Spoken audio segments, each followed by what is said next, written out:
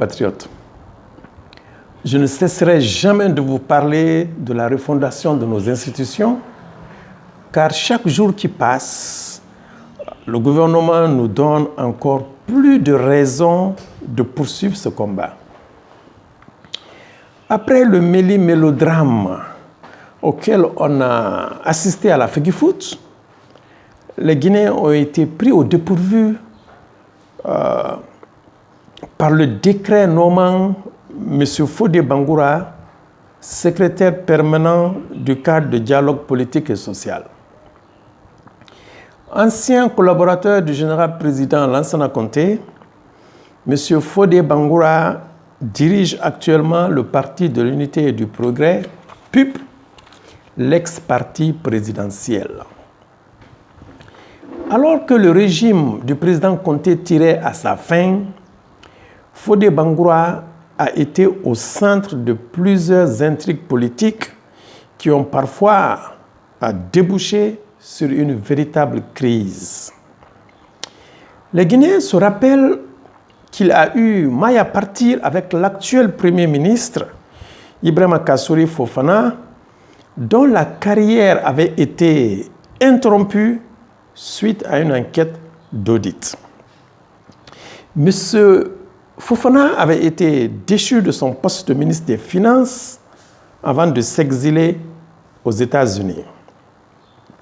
Fodé Bangoura avait été aussi à la manœuvre derrière le limogeage de M. Cellou Dalein Diallo, actuel président de l'UFDG, de son poste de Premier ministre. Il avait dû s'exiler aussi aux États-Unis. Suite à un autre rapport d'audit, Fodé Bangoura avait ordonné l'arrestation de 2 proches parmi les proches du général Lansana Conté. Mamadou Sylla, actuel président de l'UDG, et Fodé Souma, ancien vice-gouverneur de la Banque centrale. C'est en se rendant en personne sur les lieux pour les faire sortir de prison que le général Lansana Conté avait mis le feu aux poudres, provoquant ainsi l'explosion de la colère sociale derrière les fameuses grèves syndicales de 2006 et 2007. Le bilan des manifestations fut lourd, avec de nombreuses pertes en vie humaine. Et comme on le voit, Fodé Bangoura est un homme très controversé et qui ne laisse pas indifférent. Les hommes avec lesquels il a croisé le fer sont parmi les acteurs politiques les plus importants du pays. Avec les rancœurs qui ont dû subsister, tous les observateurs avertis se demandent comment il réussira à jouer son nouveau rôle.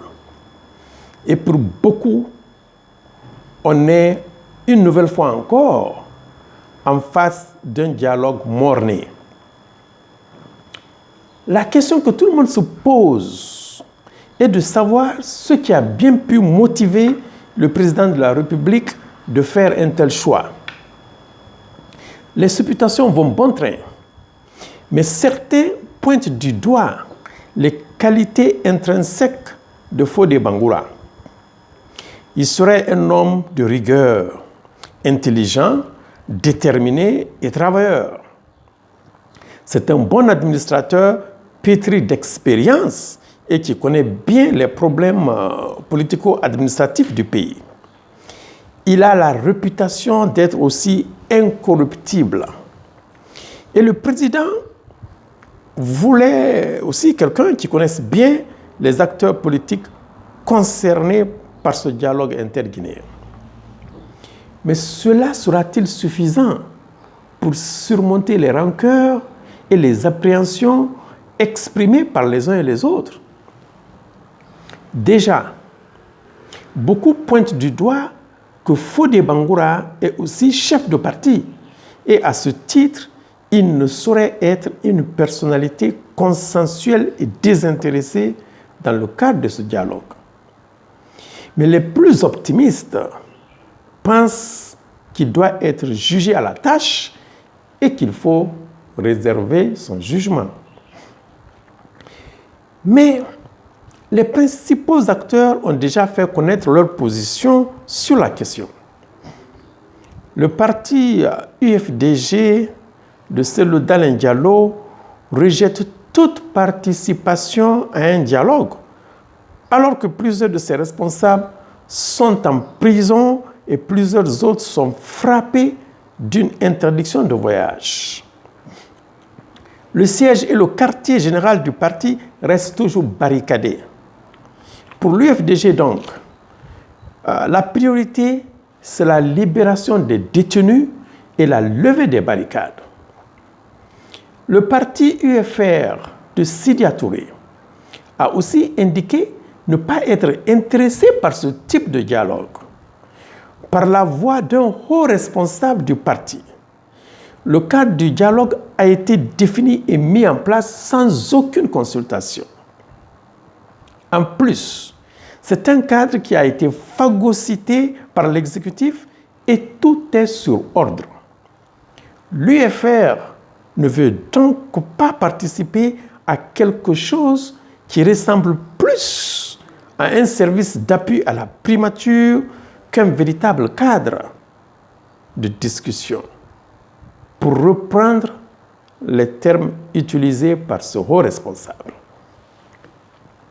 Si l'on s'en tient à ces quelques réactions, il semble que les cartes sont cuites pour cette nouvelle plateforme chargée de conduire le dialogue politique et social. Plusieurs acteurs de la société civile restent sceptiques et ont déjà donné de la voix pour appuyer discrètement les positions de l'UFR et de l'UFDG. Pour eux, ce cadre de dialogue devrait être piloté par une instance indépendante et non par le Premier ministre. Ils estiment aussi qu'il faut aller directement à des actes concrets avant de mettre en place un cadre de dialogue qui soit aussi large. Toutes choses que nous, à Refondation, avions déjà recommandées.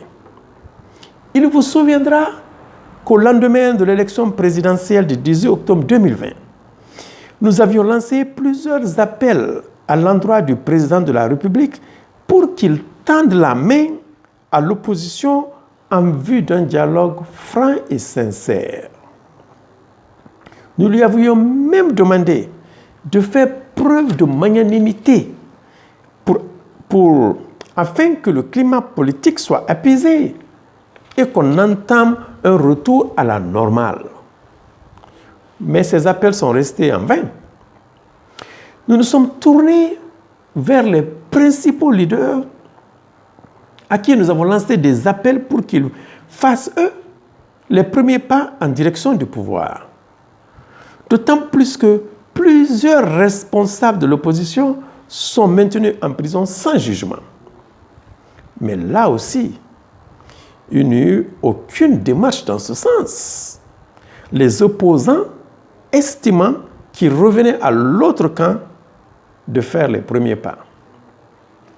Ils disent être les victimes et c'est sur eux que la répression est en train de s'abattre. Comme vous le voyez, chers compatriotes, l'impasse politique dans laquelle se trouve le pays est due plus à une guerre d'ego qu'à un manque de volonté d'engager un dialogue sincère et franc. Et c'est tout le pays qui est en train d'en souffrir, et encore plus ceux qui ont perdu leur liberté et qui sont maintenus en prison.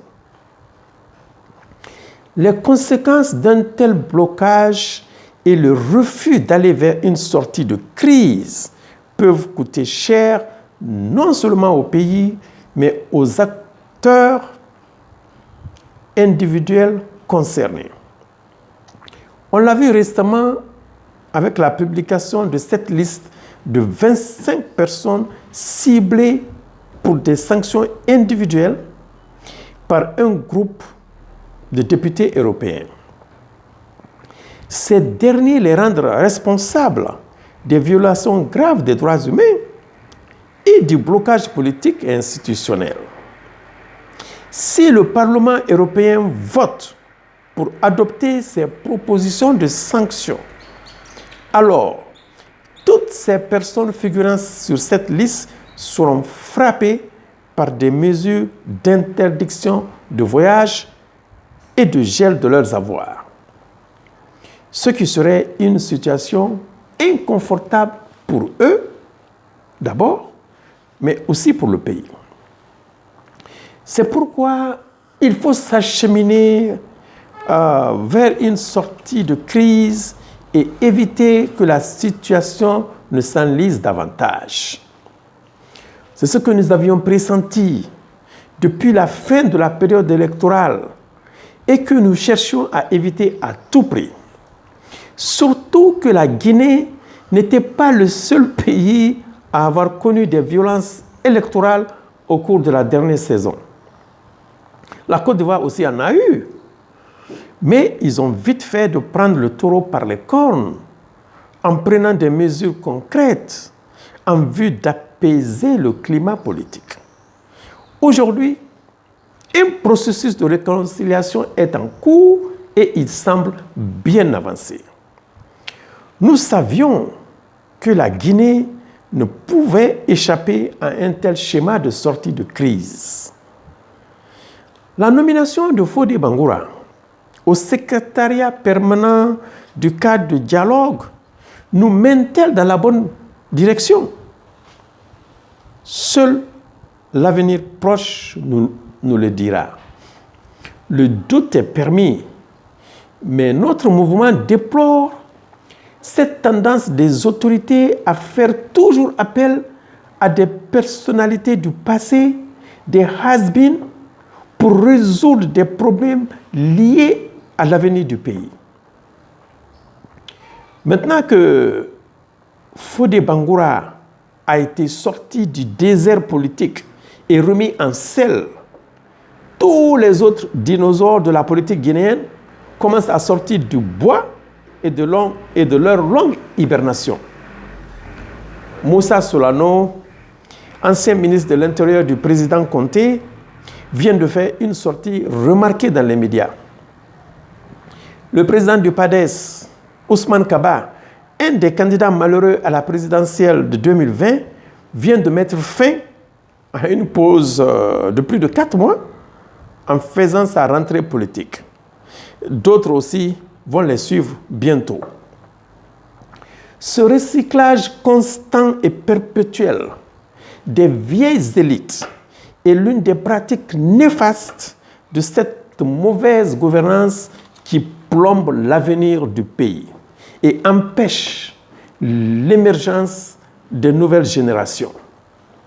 Une pratique que notre mouvement Refondation n'aura cesse de dénoncer, car elle contribue à la survie du système avilissant qui freine le développement politique et social de la Guinée.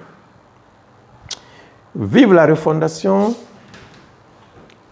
vive la République, vive la démocratie, vive la Guinée. Je vous remercie.